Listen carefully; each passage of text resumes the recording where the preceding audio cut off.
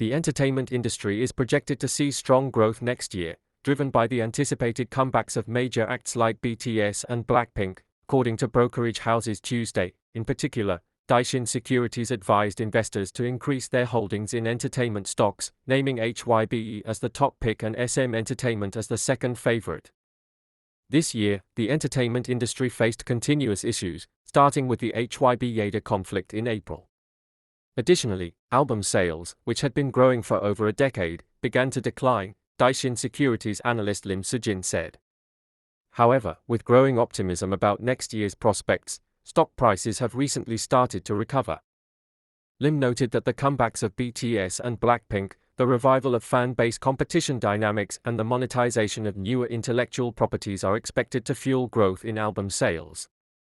Last year, BTS and BLACKPINK together accounted for 14% of the total domestic album sales, she said. Their anticipated attendance for upcoming world tours is expected to surpass the combined tour attendance of all artists under their respective agencies, signaling significant growth potential. Additionally, Lim pointed out, the combined YouTube subscriber count of the two groups stands at 170 million. Suggesting not only strong interest in their comeback albums but also a potential increase in global attention toward K-pop as a whole, the analyst expected the average revenue of the four major entertainment companies, HYBE, SM, JYP Entertainment and YG Entertainment, to increase by 31% next year compared to this year, with operating profits projected to surge by 93%. JYP already delivered an earnings surprise in the third quarter, with revenue reaching 170.5 billion won, $122 million, and operating profit at 48.4 billion won, significantly surpassing market expectations. The securities industry predicted that JYP will continue to gain stock price momentum from the comeback of its artists and large-scale world tours.